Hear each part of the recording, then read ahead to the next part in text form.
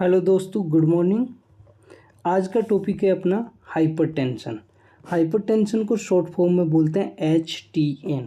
Hypertension क्या होता है? जब हमारे बॉडी का ब्लड प्रेशर इंक्रीज हो जाता है उसको हाइपरटेंशन बोलते हैं। तो हाइपरटेंशन की अलग अलग स्टेज होती है। कब हम नॉर्मल बोलते हैं ब्लड प्रेशर को, कब हम हाइपरटेंशन बोलते हैं, कब प्री हाइपरटेंशन बोलते हैं, कब स्टेज 1, कब स्टेज 2। अलग अलग डेफिनेशन है इनकी। तो हम इसकी एक चार्ट बनाते हैं और देखते हैं कि कब हमें हाइपरटेंशन बोलना होता है। ठीक है। Number 1, systolic and diastolic blood pressure हम पेशेंट का चेक करते हैं। ठीक है। तो ये सिस्टोलिक,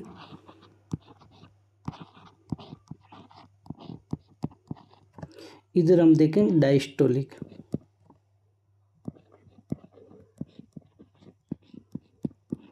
ठीक है। तो नंबर 1, हम नॉर्मल पेशेंट कब कंसीडर करते हैं कि नॉर्मल ब्लड प्रेशर कितना होता है, तब हम नॉर्मल बोलते हैं। तो नॉर्मल हम बोलते हैं less than 120 mmHg systolic blood pressure और less than 80 mmHg diastolic blood pressure होता है, तब हम नॉर्मल कंसीडर करते हैं। ठीक है। नंबर 2, प्री हाइपरटेंशन हम कब बोलते हैं? प्री हाइपरटेंशन, प्री हाइपरटेंशन हम पेशेंट का बीपी 120/129 हो, जो कि सिस्टोलिक ब्लड प्रेशर इतना हो, 120 से लेके 129 तक। बट डायस्टोलिक ब्लड प्रेशर वो लेस देन सेम ही हो, रिमेन लेस देन 80 हो। तो हम इसको बोलते हैं प्री डायबिटिक, यानी प्री हाइपरटेंशन। हाइपरटेंशन से just before condition pre hypertension होता है। नंबर 3, हम कब स्टेज 1 हाइपरटेंशन बोलते हैं? स्टेज 1 हाइपरटेंशन,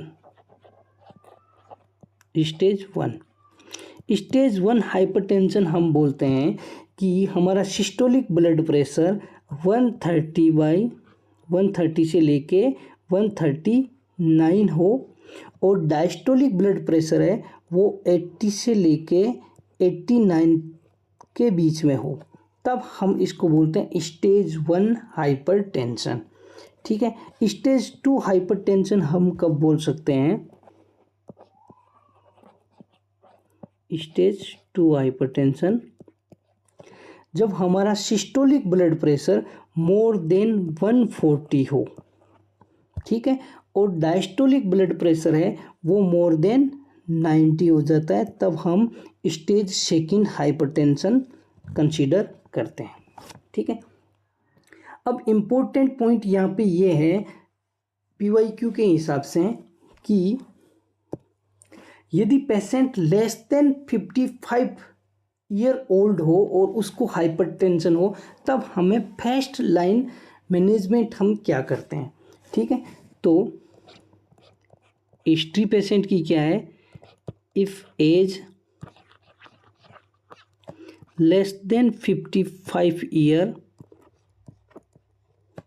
विथ हाइपरटेंशन है, यानी कि पेशेंट की एज है वो 55 से कम है और उसको हाइपरटेंशन हो गया, तो हमारा फर्स्ट लाइन मैनेजमेंट क्या होगा? First line management,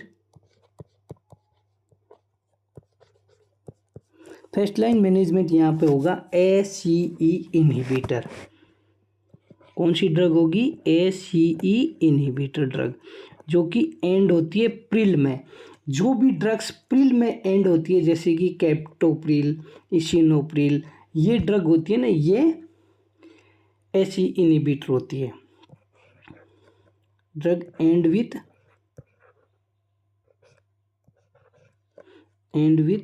Pril.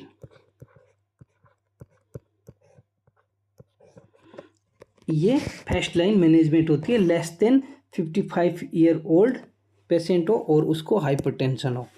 Second क्या है? यदि पेशेंट की एज मोर देन 55 ईयर हो और उसको हाइपरटेंशन हो विथ हाइपरटेंशन, तब हमारा फर्स्ट लाइन मैनेजमेंट क्या होता है। इस कंडीशन में first line management is a calcium channel blocker. Calcium channel blocker वाली ड्रग होगी जिनका एंड किस में होता है, and with डिपिन्स, and with डिपिन्स।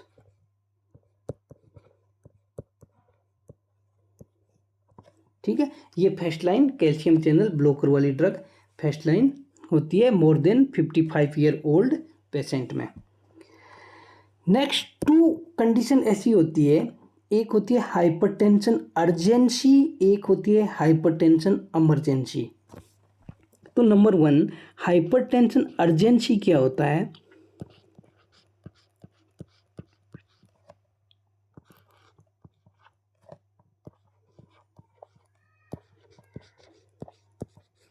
Hypertension urgency is patient का ब्लड प्रेशर है वो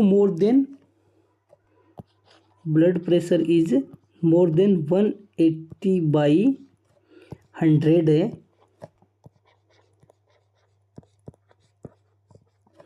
but without any target organ damage, plus without target organ damage.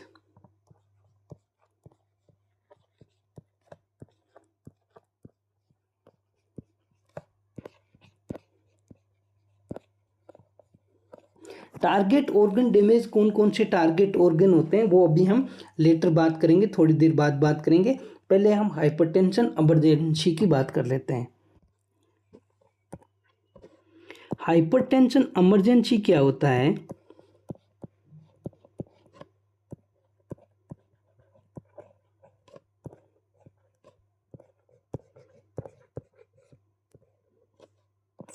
Hypertension emergency की डेफिनेशन होती है कि पेशेंट का ब्लड प्रेशर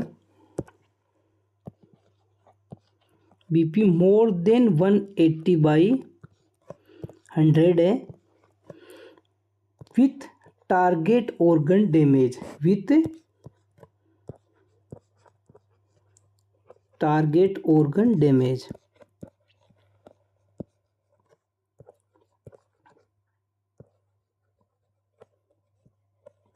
ठीक है, अब हम बात करते हैं कि टारगेट ऑर्गन कौन कौन से टारगेट ऑर्गन होते हैं जो कि डैमेज हो सकते हैं, जिनको हम इमरजेंसी में कंसीडर करते हैं। कौन से ऐसे हैं जो टारगेट ऑर्गन डैमेज नहीं होते हैं तो उनको हम हाइपरटेंशन अर्जेंसी में कंसीडर करते हैं, but blood pressure more than 180/100 होना चाहिए। तो टारगेट ऑर्गन,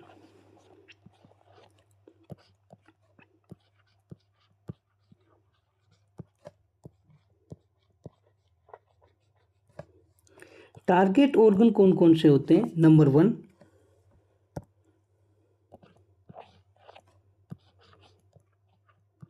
एओर्टा। एओर्टा में क्या होता है, एओर्टा यदि हमारा ब्लड प्रेशर ज़्यादा हो जाता है और आर्च ऑफ एओर्टा डैमेज हो जाता है तो उसकी वजह से एओर्टिक डाइसेक्शन हो जाता है, aortic dissection. Number 2 target organ क्या होता है। Number 2 target organ is a eye. Eye में क्या होता है, यदि आई की जो ब्लड वेजल्स होती है वो रप्चर हो जाती है तो उसकी वजह से हाइपरटेंशन हो जाता है, आई में hypertension retinopathy.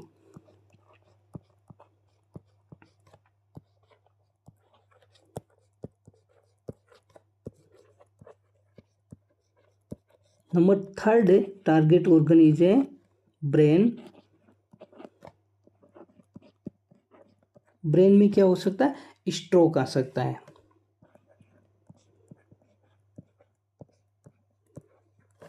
Number 4 target organ is A heart. Heart में क्या हो सकता है, लेफ्ट वेंट्रिकुलर हाइपरट्रोफी हो सकती है। Number 5 is a kidney. Kidney में क्या हो सकता है? किडनी में हो सकता है nephrosclerosis.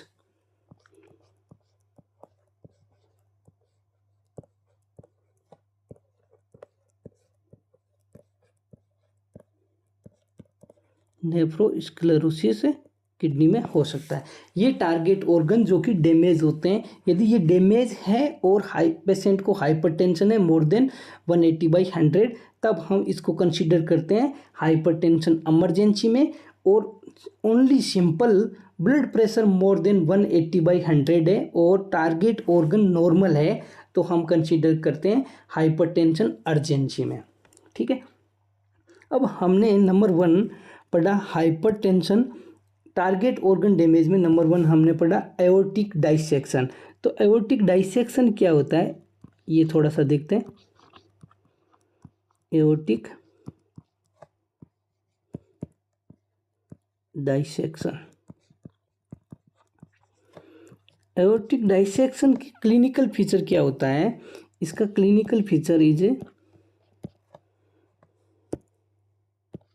Tearing chest pain with radiating to back होता है। इसमें टीयरिंग चेस्ट पेन होता है,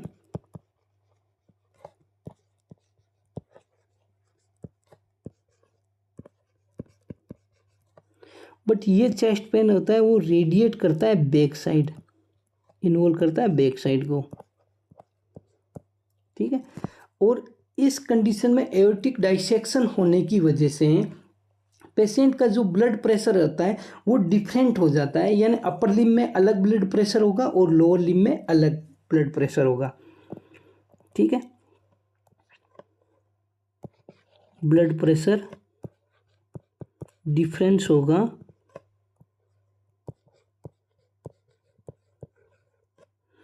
इन लिम्ब्स में, upper limb and lower limb, upper limb and lower limb में, यानी अपर लिम्ब यानी दोनों हाथों में अलग ब्लड प्रेशर होगा और दोनों पैरों में अलग ब्लड प्रेशर होगा। इसको बोलते हैं BP difference in upper limb and lower limb में। अब पेशेंट में एओर्टिक डाइसेक्शन के पेशेंट में हम इन्वेस्टिगेशन ऑफ चॉइस क्या करते हैं? इन्वेस्टिगेशन ऑफ चॉइस 2 कंडीशन पर डिपेंड करती है। नंबर 1, पेशेंट की कंडीशन क्या है, पेशेंट स्टेबल है या पेशेंट अनस्टेबल है। यदि पेशेंट स्टेबल है, स्टेबल पेशेंट है, तब हमारा इन्वेस्टिगेशन ऑफ चॉइस क्या होता है? एमआर एंजियोग्राफी होता है, एमआर एंजियोग्राफी, एमआर एंजियोग्राफी होता है। ठीक है, और कभी कभी हम सीटी एंजियोग्राफी भी कर सकते हैं, सीटी एंजियोग्राफी। जब हम सीटी एंजियोग्राफी करते हैं इन पेशेंट का, तब हमें क्या देखने को मिलता है? टेनिस बॉल साइन देखने को मिलता है, टेनिस बॉल अपीयरेंस हमें देखने को मिलता है। ठीक है, और यदि पेशेंट अनस्टेबल है, इफ पेशेंट इज अनस्टेबल,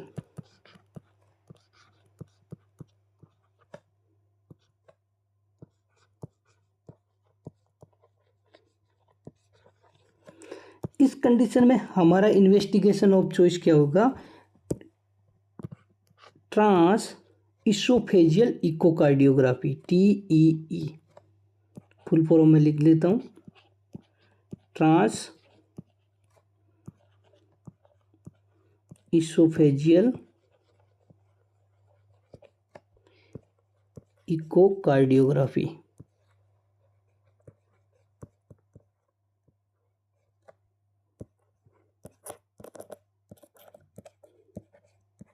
ठीक है, अब इस पेशेंट में एओर्टिक डाइसेक्शन के पेशेंट में हम मैनेजमेंट कैसे करते हैं? पेशेंट का मैनेजमेंट पार्ट में हम रखते हैं नंबर 1 जो कि बेस्ट ड्रग होती है वो होती है निकार्डिपिन, कैल्शियम चैनल ब्लॉकर की होती है। जो डिपिन्स में ख़त्म होने वाली ड्रग्स होती है वो कैल्शियम चैनल ब्लॉकर होती है। तो नंबर 1 इज ए निकार्डिपिन,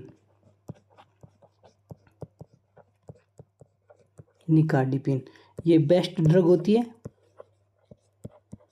और सेकंड, हम यदि nicardipine is not available, then हम क्या यूज कर सकते हैं, देन हम यूज कर सकते हैं एस्मोलोल जो कि बीटा ब्लॉकर होती है, एस्मोलोल जो कि बीटा ब्लॉकर होती है, ये सेकंड बेस्ट है।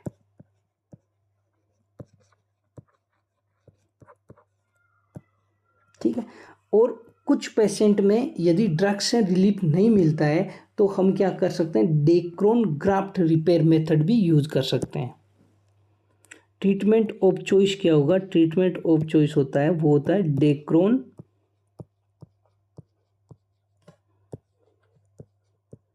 Graft repair. ठीक है, ये हमारा था एओर्टिक। ठीक है, अब हम हाइपरटेंशन के पेशेंट का मैनेजमेंट कैसे करते हैं, मैनेजमेंट ऑफ हाइपरटेंशन। हाइपरटेंशन को हमें मैनेजमेंट करना है तो उसके लिए हमें क्या यूज करना है, सिंपल है, याद रखना है ABCD, ABCD। नंबर 1 ए क्या है, A4 हमें 2 ड्रग यूज करनी होती है इसमें, A4 ACE इनिबिटर यूज कर सकते हैं या फिर ARB यूज कर सकते हैं, एंजियोटेंसिन रिसेप्टर ब्लॉकर वाली ड्रग ARB। तो ACE इनिबिटर में कौन सी ड्रग होती है, जो and with Pril, and with Pril, जो ड्रग प्रिल में एंड होती है उनको हम ACE इनिबिटर बोलते हैं। एंजियोटेंसिन रिसेप्टर ब्लॉकर ड्रग होती है वो end with sartan, end with sartan.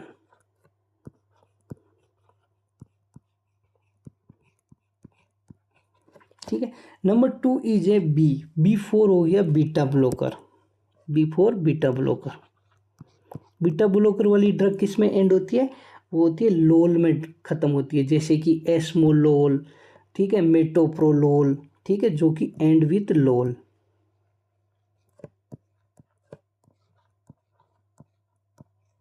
ठीक, नंबर 3 इज ए C4 हो गया कैल्शियम चैनल ब्लॉकर वाली ड्रग। कैल्शियम चैनल ब्लॉकर वाली ड्रग एंड विथ किसके साथ होती है, डिपिन के साथ।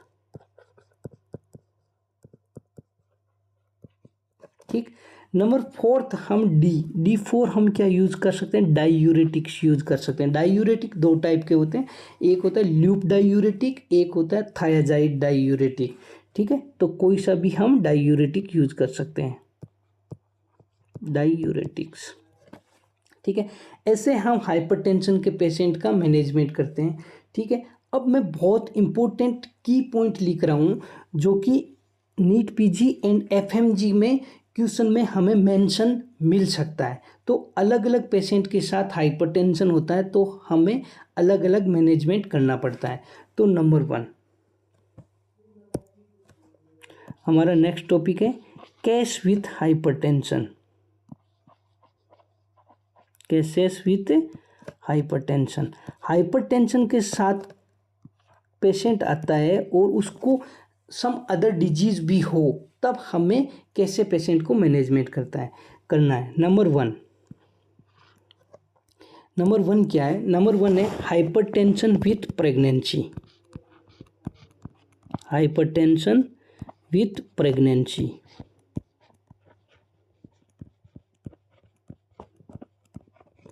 यदि हाइपरटेंशन है पेशेंट को और लेडी है वो प्रेग्नेंट है, तब हमें मैनेजमेंट क्या करना है, यहाँ पे हमें करना है लेडी हार्डिंग मेडिकल कॉलेज, ठीक है, जो कि न्यू दिल्ली में है। तो इसमें L4 लेबेटालोल,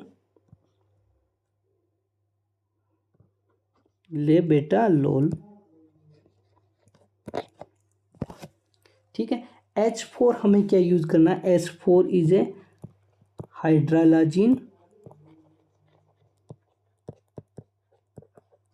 M4 हमें यूज किया करना है अल्फा मिथाइल डोपा,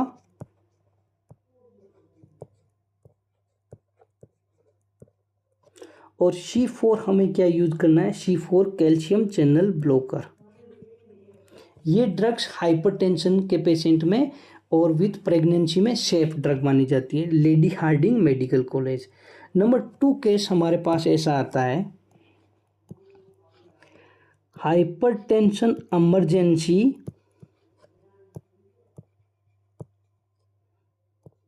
इतना ही लिख रहा हूँ, hypertension emergency with pregnant lady with pregnancy.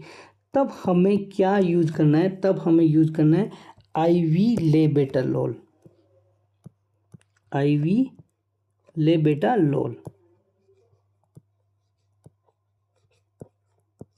ठीक है। नंबर 3 केस सिनारियो क्या है कि पेशेंट को एक्लेम्पसिया है, ठीक है, और एक्लेम्पसिया में क्या होता है, हाइपरटेंशन होता है। पेशेंट को एक्लेम्पसिया है,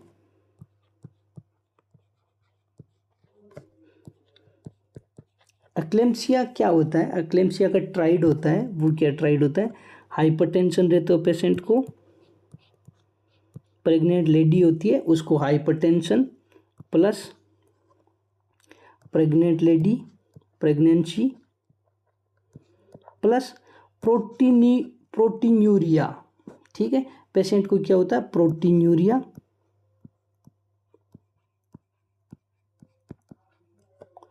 प्लस सीजर भी आ रहे हो। ऐसे पेशेंट हमारे पास आएगा, ये हिस्ट्री होती है, प्रेग्नेंट लेडी होती है, उसको हाइपरटेंशन हो, प्रोटीन्यूरिया हो और पेशेंट को सीजर भी हो। ठीक है, इस कंडीशन में हमारा ट्रीटमेंट क्या होगा, treatment is a magnesium sulphate MgSO4। ठीक है। नंबर 4 केस सिनारियो क्या है, नंबर 4 इज है, पेशेंट को BPH है, benign prostatic hyperplasia plus patient को हाइपरटेंशन है। इस कंडीशन में हमारा ट्रीटमेंट क्या होता है, इस कंडीशन में ट्रीटमेंट होता है अल्फा ब्लॉकर होता है। अल्फा ब्लॉकर वाली ड्रग्स होती है वो जोशिन में कंप्लीट होती है, जैसे कि प्रोजोसिन,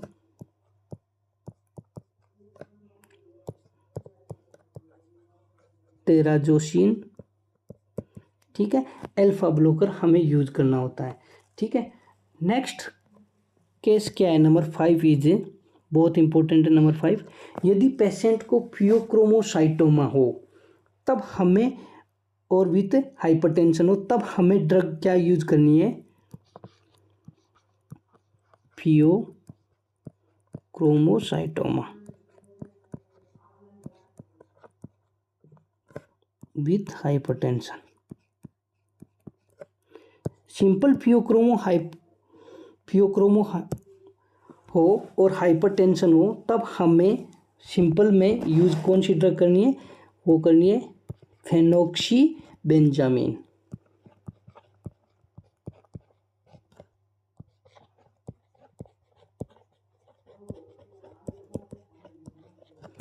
यदि पेशेंट को, इसी में नंबर 2 है, यदि पेशेंट को फियोक्रोमोसाइटोमा हो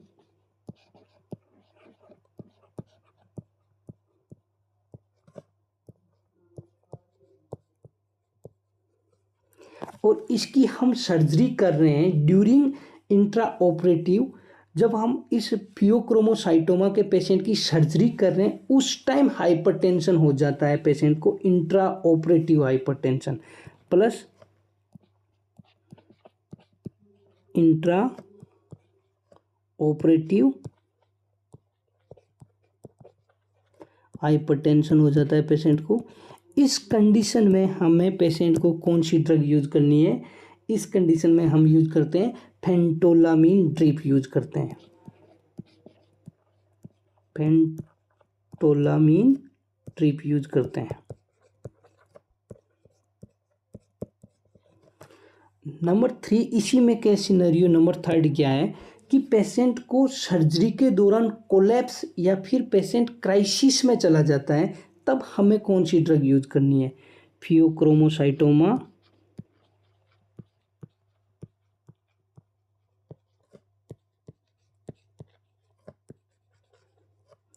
विथ पेशेंट क्राइसिस या फिर कोलैप्स हो जाता है,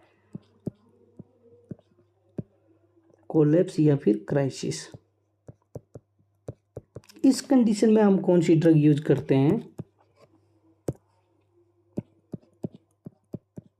नाइट्रोप्रूसाइड यूज करते हैं। ठीक है। नंबर 6 के सिनारियो क्या है? Number 6 is a hypertension with coronary artery disease का पेशेंट हो, hypertension with coronary artery disease, तब हम क्या यूज करते हैं? यहाँ पे हम यूज करते हैं मेटोप्रोलोल, मेटाप्रोलोल। ठीक है। नेक्स्ट नंबर 7 इज क्या है कि पेशेंट को हाइपरटेंशन विथ डायबिटीज हो, तब हमें क्या यूज करना है? Hypertension with diabetes,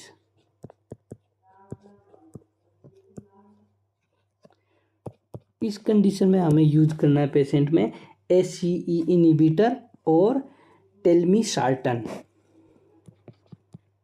ACE inhibitor, या फिर हम यूज कर सकते हैं ARB, एंजियोटेंसिन रिसेप्टर ब्लॉकर, जो कि सार्टन में खत्म होती है। उसकी मोस्ट इंपॉर्टेंट ड्रग इज है टेलमिसार्टन। नंबर 8 क्या है? नंबर 8 है पेशेंट को हाइपरटेंशन है विथ कंजेस्टिव हार्ट फेलियर का भी पेशेंट है, तो इस कंडीशन में हमें कौन सी ड्रग यूज करनी है? स्पाइरोनोलेक्टोन, जो कि ड्रग ऑफ चॉइस होती है यहाँ पे, स्पाइरोनोलेक्टोन।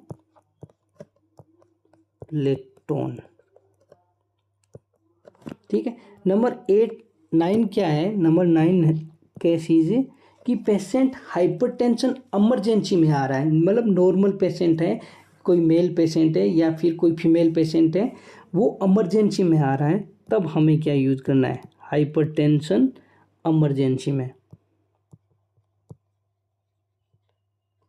हाइपरटेंशन इमरजेंसी में पेशेंट आ रहा है, तब हमें यूज करना है IV निकार्डिपिन,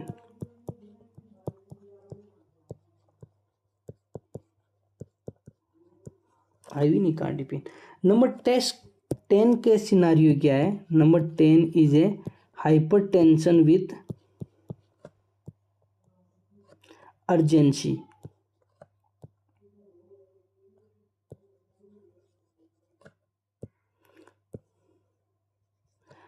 हाइपरटेंशन विथ अर्जेंसी में पेशेंट आ रहा है, तो हमारी ड्रग ऑफ चॉइस क्या होगी? यहाँ पे फर्स्ट लाइन होगी क्लोनिडीन और या फिर हम यूज कर सकते हैं निफिडिफिन।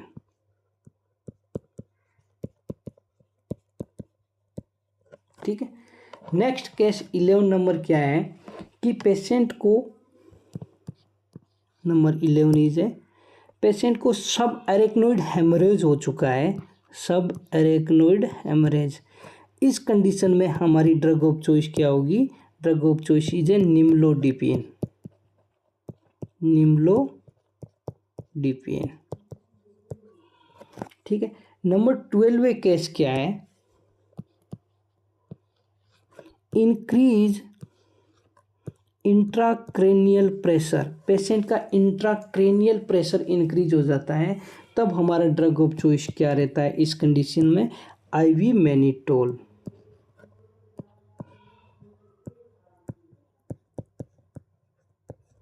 ठीक है। ये हम क्रेनियल प्रेशर को हम स्टडी आराम से करेंगे, न्यूरो मेडिसिन में करेंगे, बट अभी के लिए इतना याद रखो कि इंक्रीज इंट्राक्रेनियल प्रेशर हो जाता है पेशेंट का, तब हमें कौन सी ड्रग यूज करनी है? IV mannitol. नंबर 13 के सिनारियो क्या बोलता है? पेशेंट को हार्ट फेलियर है विथ इंक्रीज पोटेशियम का लेवल इंक्रीज है पेशेंट में, इंक्रीज पोटेशियम का लेवल, तब हमें कौन सी ड्रग यूज करनी है? यहाँ पे हम ड्रग यूज करेंगे फ्रूसेमाइड,